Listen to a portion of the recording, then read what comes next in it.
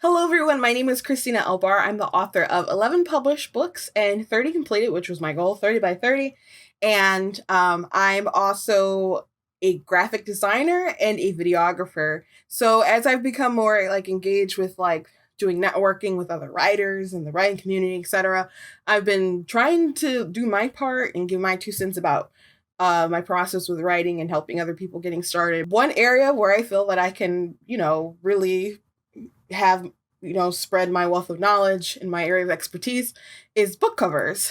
And I've made all of my book covers, and so I wanted to do a couple videos about how you can do your own book covers, if you should do your own book covers, things about cost, understanding why people price the pre-mades the way that they do, if it's a good deal, filters and photos, and making sure your stuff is within the right kind of genre, and tips, tricks, etc. So I'll get into that, especially this upcoming Wednesday. So make sure that you're subscribed to the channel and you also hit the notification bell. But today we're going to go through my book covers, and I'll talk about things that I changed. There's original stuff that I didn't put out, stuff that I've recently redesigned, and I'll be going through some feedback that I got from an actual book distributor, and some changes I made after those kinds of conversations. Because even though I made things, I'm like, oh gosh, it's so great and it's so pretty, and people responded well to my stuff when I would go to conventions and stuff. There's still a difference if you want someone else to pick it up and put it in some kind of catalog online or digital, etc. So hopefully going through my list of books will give you some insight. And very quickly, if you have a moment, if you're watching this and it's still the month of September in 2019, please go to allauthor.com and vote for the song On the Devil's Lips in this contest. It is a cover of the month contest. So let's get to it. Okay, so my very first book that I did was Super Kid. And it's not my first written book, but it's my first published book. And it's a chapter book, and I did the illustrations myself. Originally I was going to have someone else do it. When I think of books, I usually think about I always think about live action scenarios and marketing scenarios and products and etc. I think it's good to visualize your characters like that, because you never know uh how big your stuff's going to be, and you want to make sure that you have characters that are pretty iconic. I always knew from jump that she was going to be African American. Felix here looks maybe kind of racially ambiguous, but his father's Caucasian and his mom is Mexican. I will admit I wanted to have a bit of a minority trifecta, and that is why Stickman Lee here is Asian. Stickman is actually a character that my dad made when he was a kid and went trick-or-treating and fought off some bullies from stealing his candy. And Super Kid, for those of you who don't know, is based off the stories about my dad when he was a kid and his very overactive imagination. I always loved this cover, and I drew it and then I traced the lines and stuff in Illustrator. For those of you who don't know, Illustrator is a vector-based program. Vectors are always mathematically based. So if you zoom in like a normal picture, you'll start to get those little circles or squares. The closer you get to them with vectors, it'll never ever be pixelated like that. And so these are pixels because I did color everything in Photoshop, so I moved it over. But if you want kind of crisper lines, you're gonna want to make sure your stuff is vector based when you're doing illustrating.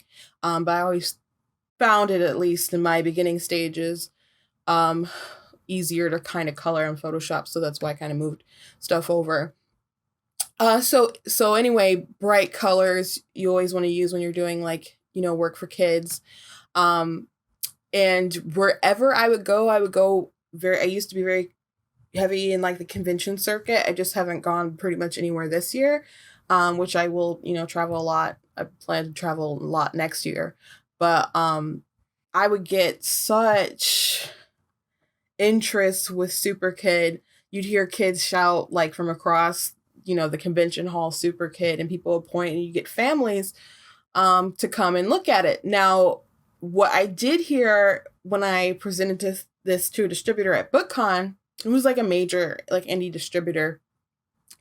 They really liked a lot of my covers. But this one, they seemed to like it, but they were like, I have no idea how to market this, which I was confused about at the time. But I dwelled on a bit, and it's like when people do come to the table, they do expect that it's not a chapter book like that, even though the book is pretty thick.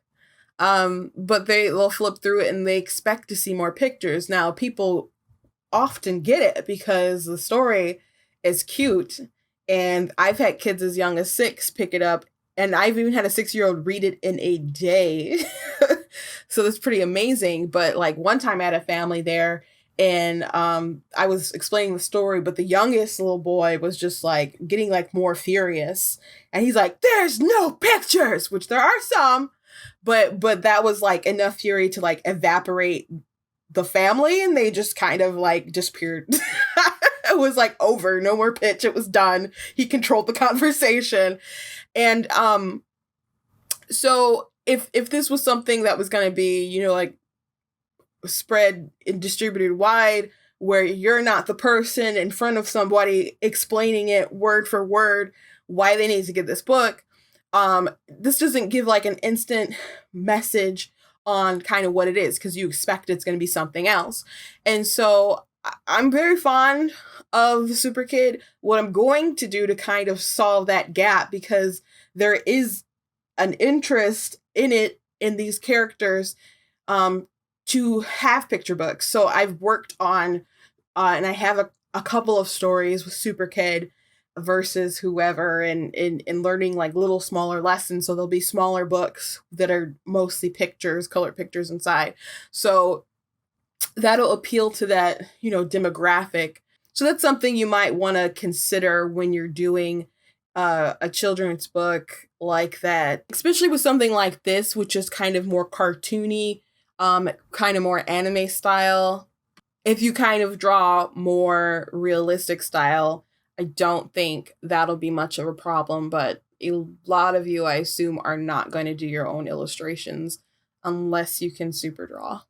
Okay, so believe it or not, before Sunrise Sunset was this, I did attempt another flat out drawing illustration, and it was my family who was like, especially the readers in the house, were like, this doesn't look like a novel.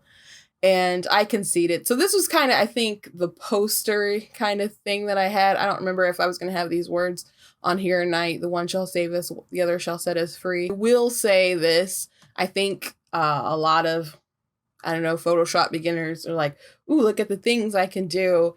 And they're like glows and etc. And that's not, it's not refined at all.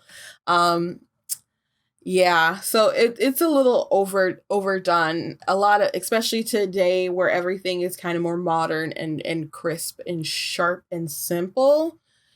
And I mean, I still like this kind of with the little sun peeking out. I mean, it's kind of silly that that my title is dark, because I want people to know what it is. And another thing, people get so wrapped up in pretty font, but there is a reason why a lot of fonts are similar on books, because you want to make sure that your stuff is identifiable as possible. So if you're seeing something as a thumbnail, you want to make sure that you can read it, because when it's like, when people are scrolling past your book on a website or something, it needs to, like Amazon, there's a lot of competition. And so you need to make sure that your statement is as clear as possible. When I showed them my actual book cover that came out, Sunrise Sunset, that was the big feedback, that this was not a good font for it. Now, this is the actual effects on it are I tightened up, and I do think this is more elegant and refined. It's not as big, it's less subtle than the other one that I had before. But this is still kind of getting on the dark territory. Okay, so my next book cover that I did was the Light Book Awakening. Now, this is one that always grabs people's attention. It's bright, it's vivid, it's clean. This is one that I made totally myself. There's no like stock images at all. This was entirely made out of Photoshop. I wish I could take you step by step through the kind of the Photoshop file, but my computer that I originally did this on was stolen. Which was unfortunate, and I cried and I was mad, but that's another story. I don't want to rant about it. But I know I did this background, kind of this swirly effect, figured that out. Made these orbs, put some light behind it, colored, them, maybe with some overlays and stuff, and just kind of colored from each side to side. Now, one thing I will say, when I tried to print this out, one of the colors was off. It was either one of these two, maybe this one was kind of more pinkish, and the colors are very specific. And so that it was a close call, because I had printed out like a mini like little poster to put in like a library or something, and I saw the color was messed up, and I thought the printer made a mistake, and then I went and looked at my file, and that was the error. The error was mine. And so I was really glad, because this was about to like go to a printer, and I was about to order a couple.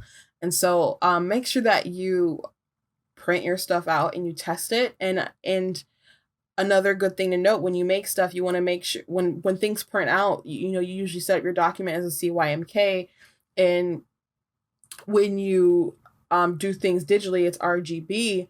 And now a lot of printers, if you have RGB, they convert well enough that there won't be a color difference when they print them out, but not everybody can do that, and you kind of want your stuff to be as consistent as possible. Then I did Almost Alive. Now, this one I could not have done without tutorials. I looked up a tutorial on how to do the flame words. I looked up a tutorial on how to do these demon eyes over here. Yeah, I found a great photo of this girl in the mirror and adjusted them. I pumped up the levels on it, and I changed her eye color to green. Now, the interesting thing with this one, I know to darken her eyes, I know I used the burn tool. I drew in these like little veins and put some red under her face, kind of inspired by the Vampire Diaries, I'm not gonna lie.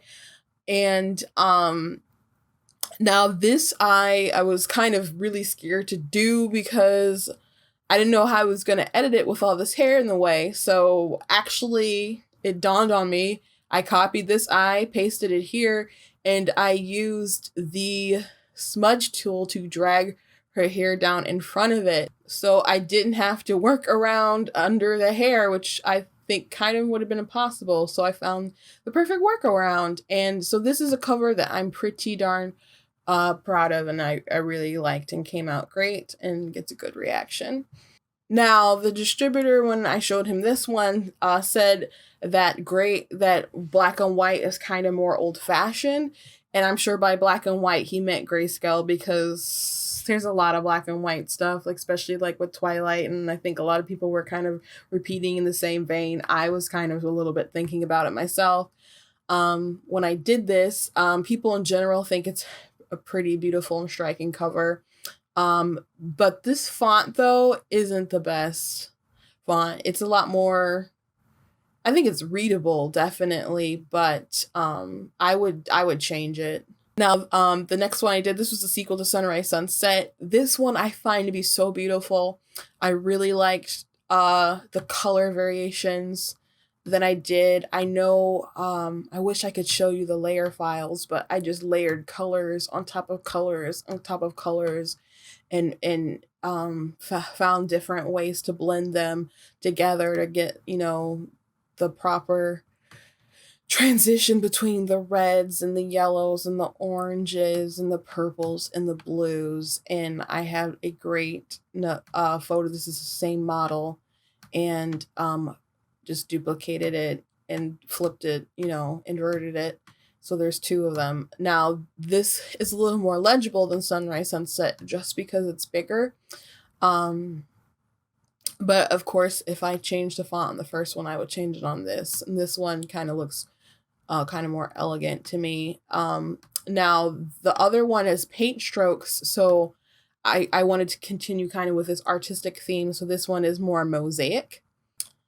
It's funny, when I go to conventions, I'll have like Sun Becoming Undone and Almost Alive together. Almost Alive is just kind of like a little bit in front of this one, but people will instead pick up this one. And I want people to know, I'm like, Almost Alive is the first one. That's the second one. Maybe you should like read the back of them in order. But people were always drawn to this one. So finally I asked someone and they said it was a hot guy. And it was pretty much as simple as that. And, I changed his eye color. People do talk about his blue eyes.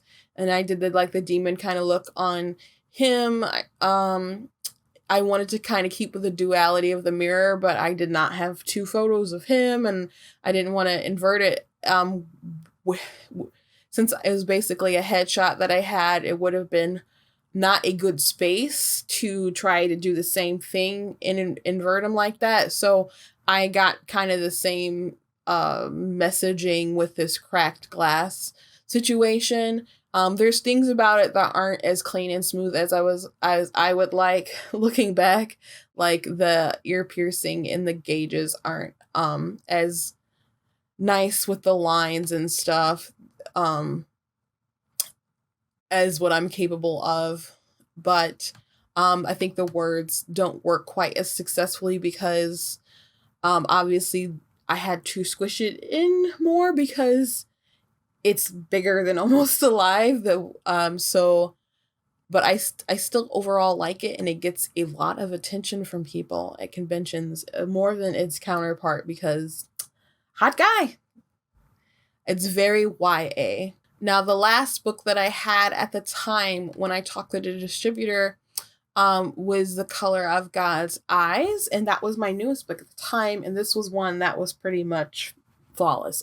And this one was the one that, this book, where I go, people really have eyes on it and they're intrigued and they pick it up. This is one of my favorite books. I love this series. It's very interesting. And the font is, very clean and modern. And the effect and the model is what really sells it. And it took a very long time to find this model because I did not get it from my usual stock photo site that I got like all my other photos from. I had to kind of branch out a little bit to find what I needed. If you type in slave on like a stock photo site, you will not find what you need. Oh, I don't think, because you'll find a lot of kind of dirty stuff. I was able to go kind of be inventive and find what I needed, and I was so glad. And I put this dispersion effect on Charlotte, is the name of the character. And you want to make sure that there's such a balance to having a cover because you want to tell your story. You don't want to give too much away, but you need people to be kind of intrigued. So visually, this was a cool way to show that she can teleport. I don't think that visually on a movie screen it would probably look like this, but as in a still photo, it has a lot of movement. So it really sells the story I was trying to tell, and it gets a ton of great feedback. So everything just sort of came together for this one. Now, this one, I totally just redid this one. Now, after talking to the distributor, I took their advice and I applied it the wrong way. And people can do that sometimes. So I was kind of listening, and when I understood, like, the thing about my book covers, I would hear people say, "Oh, they're so different. Oh, they're so unique." And it's good to have something that stands out, but you don't want stuff that is like so different that they don't kind of hit the nail on the head properly with the genre, or the fonts aren't they might be pretty, but they're not easy to read. So I remember telling my youngest sister, I was like, "Oh, there's a reason why a lot of them kind of look the same." So my next book was Phases of a Broken Sky, and I think it's a neat title. You kind of see the transitions of the phases of the moon here. It's got that broken off pieces look, and it says book 1 Cursed Moon series. So gosh, I'm pretty sure it's implied that it's werewolves. I mean, I guess you could also think other things about witches. I mean, it's a neat title, but it's kind of so, I don't know, straightforward. It could even almost be like, I don't know, American classic kind of. Maybe the title is very kind of romantic, metaphorical almost. It just, like, dwelling on it, especially recently, I'm like, man, this does not speak to my YA genre at all. Like, it looks good in a thumbnail as far as it's very legible, etc. I mean, it's one of the ones you can really read right off the bat compared to all the others, but it's so kind of, I just kind of grew to not detest it, but was annoyed with how basic it looked compared to everything else that I've done and a lot of things that I've seen. And some people need to kind of be beaten over the head with the obviousness of what you're trying to do. It's good to be unique and different, but people want to know what they're getting, especially in like genre specific fields. Like, if people like werewolves, give them the opportunity to scream it from the rooftops that, "Oh gosh, this is werewolves." I felt like there was too much guesswork in the end, and it did not say YA at all. It wasn't in the right style. So recently I did update the book, and this is what it looks like now. And this is like the only one that I have where I use stock photos, but I didn't have to pay for them because all of this was found on a free stock photo site. So that was nice. When I use big crescent moons like this, it makes me think of Sailor Moon. That I did by, browsing YouTube for ideas, and it was like this squiggly brush that someone used, and they kind of painted it with the brush to reveal the photo over like a mask of black, and then they like erased it. It took a lot, and instead of doing like the squiggly brush, I made my own crescent moon brush, and you make it like kind of sporadic and scattered. There's different opacities with the brush. I went back and drew, erased. It took kind of a long time to get the specific look that I was looking for. There's like bursts of colors here and there, like green and pink and blue, to give different kind of tones. It's softer too. I think kind of more ethereal and romantic, but this is one of my lighter books. Even though it's werewolves, it's like the rest of my stuff kind of like dives into like the darkness of humanity. Like, that's like a big theme of my writing, the light and the dark, and playing with it. And that this book explores it too, but it's pretty funny too. So I didn't want something that looked sort of as dark as my other ones. And even though this is not what the werewolves really look like, I wanted it pretty obvious that this is a werewolf book. And this really looks more YA than what I had before. I was very pleased with the update. The font is the same. It's not as bold, but obviously I've done different things to it. I kept, kind of the sliced broken way about it, but I also, added some different textures to it. I used shading. There's shadows behind it, but there's also inside shadows. And it's colored, this orangish color. So it looks a little kind of burned, but it also looks like it's sunk in a little bit. It gives it depth when you do like inside shadows. And there's also gradation on it. So it's not simple. I mean, once you find out and play along, it's easy to do these kinds of things, but it is tedious work to get things exactly right. I don't just like usually just plop things into existence. I'm a painter. I've got to explore. So this is The Dark Mermaid, and I got really great response from this as well. This is a particle effect that I got. It took some playing around to get it exactly the way that I wanted. I purchased this photo. This isn't actually coral. These are particles of light that I copied and pasted and put all over here, and I colored different color variations. It definitely gives the effect that I want. Did also buy this, and these were like free images of rocks that I darkened and copied and positioned into place. So this is one that I get a lot of compliments on. I am really proud of this particular cover. I think I did a good job. That was the last one I did before this one, which is my latest book, Song on the Devil's Lips. So it looks very similar, but obviously kind of upgraded from my Color of God's Eyes book. So I returned with this dispersion effect for Charlotte, which it was not easy figuring out how to layer them with this effect versus with these fires and smoke effects on him. It took some wizardry to kind of figure out exactly how I should lay things to get them the way that I wanted. Now again, Charlotte can teleport, and John is sort of like Peter from Heroes, where he can take on people's abilities.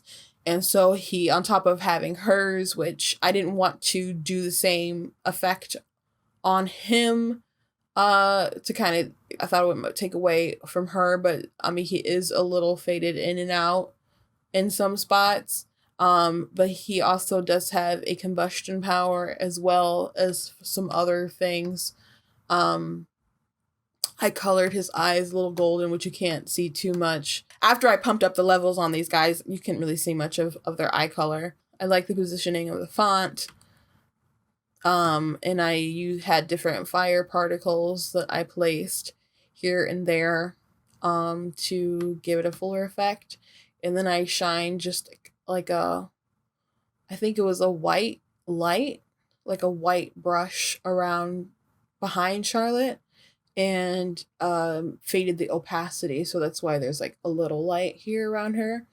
And I wanted that because she is the heroine of the story. And I think it really speaks to the theme of the book and the title as well, which is it's kind of like the temptation of that John brings into Charlotte's life. And he's not literally the devil, but it's just about temptation and facing the darker parts of yourself and facing the darker parts of humanity and really answering some really hard questions. So that is my latest book. I have done book covers for other people, but I just kind of wanted to go through my own. It's really important to kind of nail your demographic, to have something that's going to appeal to your genre, something that's going to sell your story, and like I said, not give it away.